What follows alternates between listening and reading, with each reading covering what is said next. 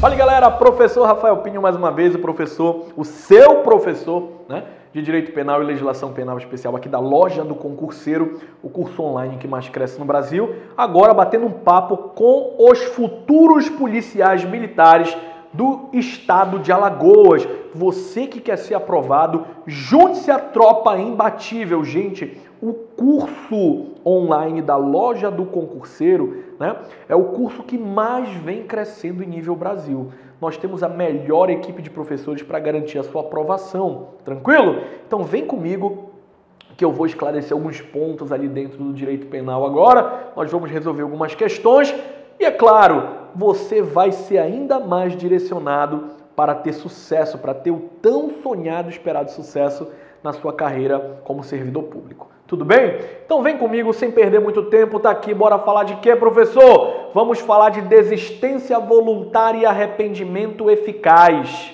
tá? O artigo 15 do Código Penal diz que o agente que voluntariamente desiste de prosseguir na execução ou impede que o resultado se produza, só responde pelos atos já praticados. Então, antes de mais nada, bora entender o que é esse voluntariamente aqui. Rapidinho. Gente, esse voluntariamente aqui não necessariamente é no sentido do indivíduo ter pensado melhor e ele mesmo, por vontade dele, a critério dele, foi lá e voluntariamente desistiu. Não é só isso, tá? Esse voluntariamente aqui pode ter sido provocado, pode ter sido um voluntariamente estimulado no agente criminoso, tá bom? Professor, como assim? Ele está ali com uma arma apontando para a cara do indivíduo que está no chão, prestes a dar um tiro. Só que, duas coisas. Primeiro, ele pode pensar melhor, desistir e ir embora. Voluntariamente provocado por ele. Ou pode, de repente, alguém, um filho, um parente do cara que está lá no chão, virar para ele e falar assim, não, pelo amor de Deus, não mata meu pai, não mata meu marido, não é isso e aquilo outro. E ele reconsiderar e não matar. Então veja que essa voluntariedade, ela pode ser uma voluntariedade direta ou indireta, provocada ou autônoma. Tudo bem? Então aqui nós estamos falando da desistência voluntária. Veja que o agente que voluntariamente desistir de prosseguir na execução, ou de repente até de impedir que o resultado se produza, ele só responde pelos atos já praticados. Deu para compreender? Por exemplo, eu fui até o meu desafeto e comecei a brigar com o meu desafeto. E aí puxei minha pistola para atirar nele, mas ele já estava no chão. Eu falei, quer saber, não vale nem a pena te matar. Eu vou embora. Veja que nesse caso, eu não respondo por tentativa de homicídio, porque os atos executórios relativos ao homicídio não tinham iniciado. Ainda, pelo menos. Nesse caso, eu vou responder pelos atos que até então eu pratiquei, que eu já tinha praticado. Que pode ter sido ali uma lesão leve, uma lesão grave, uma lesão gravíssima, a depender da forma como eu deixei ele. Então, para nós podermos compreender, na desistência voluntária, o agente voluntariamente, de forma direta ou não, provocada ou não, desiste de dar prosseguimento no ato ou impede que o resultado se produza e, nesse caso, ele só responde pelos atos que até então ele já praticou. Tudo bem? Aí, meu amiguinho, nós temos aqui o arrependimento posterior. Veja que no arrependimento posterior, eu falo lá no artigo 16 que nos crimes cometidos, olha aqui, preste bem atenção agora, sem violência ou grave ameaça à pessoa. Tudo bem? Se você reparar, no slide anterior, ficou faltando te dar uma informação. Muitos devem ter dito, poxa, mas ele não falou do arrependimento eficaz. Porque eu precisei te trazer aqui para voltar. Veja que o arrependimento posterior é algo que vai se dar apenas nos crimes que não tem violência, que não tem grave ameaça à pessoa. Se eu voltar aqui para vocês, ó, a nossa desistência voluntária já foi explicada, mas faltou a gente falar do arrependimento eficaz. você vai ver que a diferença agora do arrependimento eficaz para o arrependimento posterior é que no posterior não pode ter violência ou grave ameaça. No arrependimento eficaz tem a violência, tem a grave ameaça. De modo que, por exemplo, eu fui lá e dei o tiro. Pá! O cara caiu no chão, tá lá abatido, tá sangrando. Aí eu penso, meu Deus, o que foi que eu fiz? Eu pego ele, faço um curativo compressivo no ferimento, ponho no banco de trás do meu veículo, levo para o hospital e graças a Deus eu consigo salvar a vida dele a tempo. A gente consegue chegar a tempo no hospital. Veja que a essa situação, né, dá-se o nome de arrependimento eficaz. Por que, Rafael, eficaz? Porque eu consegui salvar a vida da vítima. Tudo bem? Então, consequentemente, no arrependimento eficaz, eu vou ter um ato de violência, eu vou ter um ato de grave ameaça contra essa pessoa, mas consigo salvar a vida dela. Veja que nesse caso também não poderei, a depender da situação, falar de tentativa, tá? Nesse caso aqui, também só vou responder pelos atos que eu já pratiquei. Tal qual a desistência voluntária. Elas caminham juntas aqui no artigo 15. Agora, falando do arrependimento posterior, volto aqui com vocês. Nos crimes cometidos sem violência ou grave ameaça à pessoa. Rafael, me dá um exemplo de um crime cometido sem violência ou sem grave ameaça à pessoa. O furto simples, o dano simples, ok? Se eu reparo o dano ou restituo a coisa até, e isso é muito importante, até o recebimento da denúncia ou da queixa por ato voluntário do agente, lembrando novamente que essa voluntariedade aqui, ela pode ser uma voluntariedade espontânea, autônoma, uma vontade independente, ou pode ser uma voluntariedade provocada, tá bom? Então ela pode ser direta ou ela pode ser indireta, provocada. A pena será reduzida de 1 a 2/3. Inclusive, veja que essa redução de 1 a 2/3 que vai ser aplicado no arrependimento posterior é a mesma redução que eu aplico diante de uma hipótese de tentativa. Ok? Então, para encurtar o assunto, arrependimento posterior é punido do mesmo modo que se pune a tentativa, com uma redução de pena de 1 a 2/3. Arrependimento posterior, crimes que não têm violência, crimes que não têm grave ameaça. Arrependimento posterior, quando esse dano é reparado, tá? Quando a coisa é restituída até um momento específico, que é o momento do recebimento da denúncia ou até antes do recebimento da queixa. Tudo bem? Cuidado com isso aí. Veja que, voltando agora novamente lá para o 15 para a gente poder fazer esse paralelo. Diferentemente da desistência voluntária e do arrependimento eficaz, aqui eu não tenho redução de pena. Aqui eu vou dizer que apenas eu irei responder pelos atos que eu já pratiquei. Tranquilo, meu povo? Maravilha, então. Bora lá falar do nosso artigo 17 agora, do Instituto do Crime Impossível, ou da tentativa impossível, né? Como alguns chamam. O artigo 17 diz assim, ó: não se pune a tentativa quando por, isso aqui despenca em prova, gente, por ineficácia absoluta. Ele vai dizer quando por qualquer ineficácia. Não, quando por ineficácia absoluta do meio ou por absoluta impropriedade do objeto, é impossível consumar-se o crime. Por exemplo, eu quero lhe matar com uma pistolinha daquelas laranja e verde que vende em praia, aquelas pistolinhas de água. Eu quero te matar. Como é que eu vou te matar com uma pistolinha de água? Né? É a absoluta ineficácia do meio. Como é que eu vou te matar envenenado se eu botei um copo com água potável para você dentro do copo? Então, veja que quando eu falo de impropriedade absoluta, quando eu falo de ineficácia absoluta do meio, eu estou falando de crime impossível e nesse caso não se pune. Do mesmo modo que, por exemplo, eu não posso matar quem já morreu. Imagina só, o seu vizinho, você tá doido para matar ele porque você tenta ficar estudando e ele fica colocando música alta aí perto da tua casa. E aí um belo dia tu fala, vou matar esse cara. E aí tu pula para a casa dele, né, entra pela porta dos fundos, ele está lá sentado no sofá, de costas para você, vendo televisão. E aí você vai lá e dá uns 2 disparos na costa dele. Pá, pá! Dia seguinte, né, você descobre que antes de ter ido para a casa dele e efetuar os disparos, 30 minutinhos antes de você entrar, ele infartou ali na sala assistindo televisão e lá ele morreu. Então você responde pelo quê? Por tentativa de matar o morto? Não, porque quem está morto não pode morrer de novo, não é verdade? Então eu estou falando o quê? Eu estou falando de impropriedade do objeto.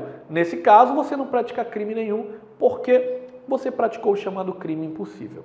Tudo bem, galera? Olha só, quero te convidar para o nosso curso mega direcionado, pós-edital, para se tornar servidor público aí no estado de Alagoas, especificamente da Polícia Militar. Tudo bem? Gente, esse nosso curso vai proporcionar a você videoaulas de teoria e exercícios, apostila em PDF também já está inclusa, 3 simulados novos, você vai ter direito a 5 maratonas de exercício ao vivo e uma semana de revisão final online, cerca de 15 horas de revisão. Tá bom, gente? Senhores, o investimento no seu futuro, o investimento da sua farda começa aqui.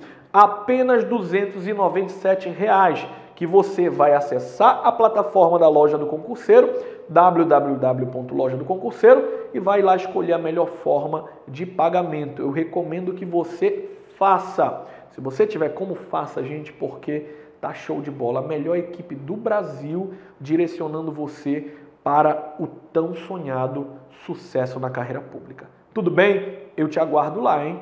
Vamos lá, bora prosseguindo. Olha só, primeira questão diz assim: considerando os aspectos gerais do direito penal brasileiro, julgue o item subsecutivo. Caracteriza-se como sendo arrependimento eficaz aquele no qual o agente voluntariamente repara o dano ou restitui a coisa até o recebimento da denúncia. Bora marcar isso aqui. Repara o dano ou restitui a coisa até o recebimento da denúncia. Então, essa marcação que eu fiz aqui, sinalizada, ela ajuda bastante. Por quê? Porque olha, o aluno que prestou atenção na aula, poxa, se arrependimento eficaz, esse eficaz diz respeito a quê? Diz respeito à vida, né? Ele foi eficaz porque eu salvei uma vida, por exemplo, tá? O aluno que assistiu a aula vai ver que esse voluntariamente aqui, ele vai pensar, poxa, esse voluntariamente pode ser uma voluntariedade direta, pode ser uma voluntariedade indireta, né? Voluntariedade direta, aquela que partiu do próprio Rafael. Voluntariedade indireta, aquela que foi estimulada para que o Rafael pensasse melhor. Agora, quando ele coloca, repara o dano, restitui a coisa, ei, dano, restituir coisa, não tem nada a ver com arrependimento eficaz. Tem a respeito com o posterior, ok? Então seria aqui um arrependimento posterior e não um arrependimento eficaz, tá bom? Consequentemente, nosso gabarito é errado. Beleza, não caracteriza-se arrependimento eficaz, caracteriza-se arrependimento posterior e está aqui o nosso pequeno comentário. Veja só, o arrependimento eficaz ocorre quando a gente voluntariamente desiste de prosseguir na execução ou impede que o resultado aconteça. Nesse caso, ele responderá apenas pelos atos até então praticados, já vimos isso. Exemplo, bora pontuar aqui para vocês. O agente com dolo, com vontade de matar, atira em uma pessoa, mas após o tiro arrepende-se de seu ato e socorre a vítima ao hospital, levando a vítima ao hospital, impedindo que ela morra por conta do ferimento, do tiro.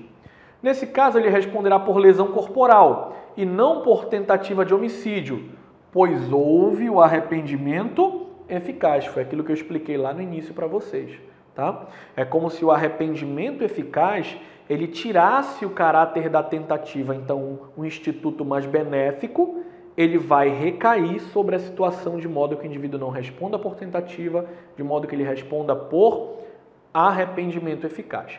Tudo bem? O arrependimento eficaz é previsto no artigo 15 do Código Penal e é conhecido como tentativa abandonada. Isso é muito importante. Conhecido como tentativa abandonada ou ponte de ouro e tem natureza jurídica de causa extintiva de tipicidade, tá bom? Quando a gente repara o dano ou restitui a coisa até o recebimento da denúncia, como foi dito lá na questão, estamos diante do arrependimento posterior, previsto no artigo 16 do Código Penal, também conhecido como ponte de prata. Então, cuidado.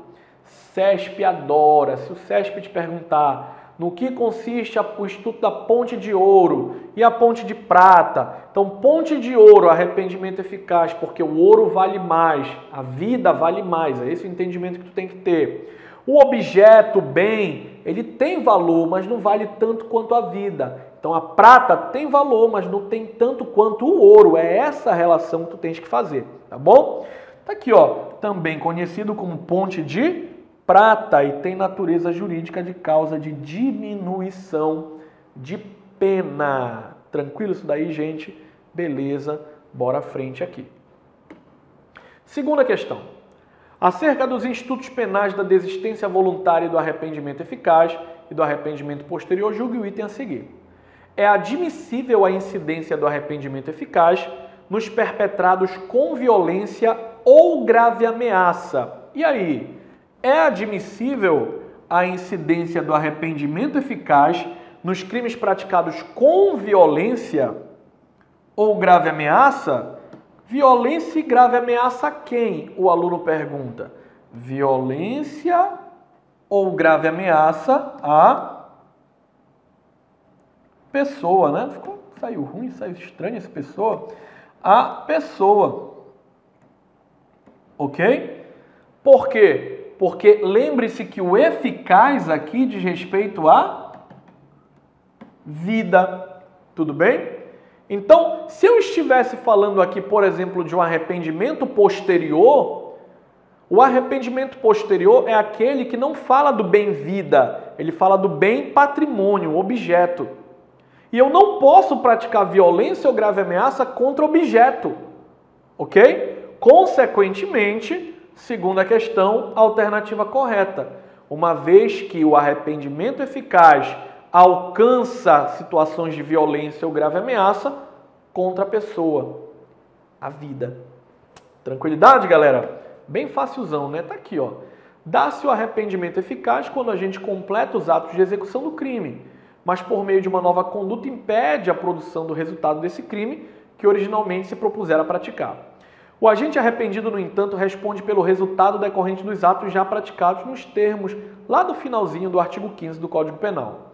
Assim, se o agente inicialmente queria matar a vítima e começar a desferir-lhe golpes de faca, mas no curso da conduta se arrepende, interrompe a ação e socorre, ainda assim responde por lesão corporal, pela lesão corporal que tenha produzido no sujeito ativo, e não por tentativa de homicídio, conforme explicado na questão anterior. Gente, isso é o que mais cai, tá? O cara vai te perguntar, responde por tentativa de homicídio? É beneficiado com o Instituto da Ponte de Ouro, da Ponte de Prata? É assim que vocês têm que estudar. Tranquilo? Terceira questão diz assim, Rita, depois de convencer suas colegas Luna e Vera, todas vendedoras de uma joalheria, a desviar peças de alto valor que ficavam sobre a posse delas três, planejou detalhadamente o crime e entrou em contato com Ciro, colecionador de joias, para que aquele adquirisse a mercadoria. Luna desistiu de praticar o fato. Bora marcar isso aqui. Luna desistiu de praticar o fato e não foi trabalhar no dia da execução do crime. Rita e Vera conseguiram se apossar das peças conforme o planejado. Entretanto, como não foi possível repassá-las a Ciro no mesmo dia, Vera levou-os para a casa de sua mãe, comunicou a ela o crime que praticou e persuadiu a guardar os produtos ali mesmo, na residência da mãe, até a semana seguinte.